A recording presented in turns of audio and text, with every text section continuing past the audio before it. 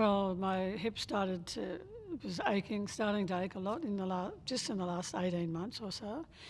And so I had x-rays, and I had x-rays a few years ago, and they said you will eventually have to have one, which I put off for a while I put it off until I knew it was time to do it. I was in a lot of pain.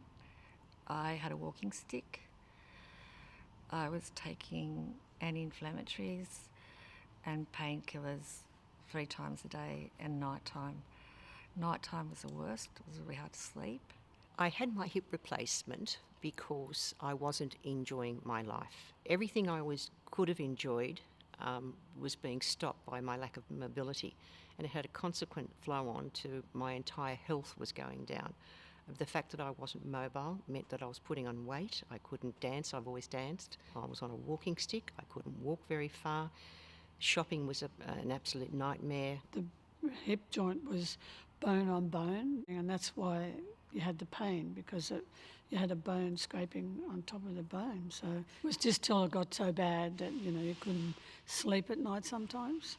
That's when I think you know that it's time to have it done. Money was a problem. Time off was a problem. And I was terrified of infection. So I thought the longer I can put it off, the better. So I had a week of thinking about it and having a couple of sleepless nights thinking, should I have it or shouldn't I? So, yeah, I think everyone's scared about it because it's a big operation. Then I got worried about my liver and how long this could go on, and that made me make a decision. You go to see the specialist and then he sends you to have all these different kinds of x-rays, not that on your hips and your pelvis and things, to see how much damage there is or whatever. And he showed you the hip joint that he was going to put in and how it would work. And yeah, I could ask him questions. I could ring up any time I needed. I could ring his secretary as well. He went through the befores, the afters, and what the plan was for the future.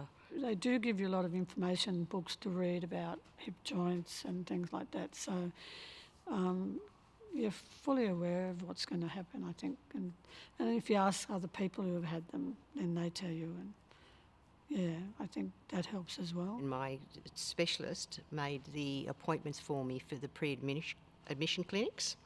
I saw the pre-admission nurse and she took all my details. She spoke about what would happen to me in there and briefed me exactly.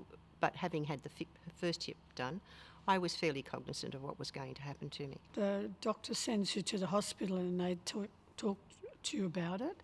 To people who are having hip replacements, they show you a movie kind of thing and what's going to happen, and which is a good thing because I think you're a bit nervous otherwise. And then I got a chance to ask questions about where the hip was made, what it was like. Does it set the beepers off in the airport? That sort of thing. So I felt pretty comfortable with all the risks and factors that he'd explained.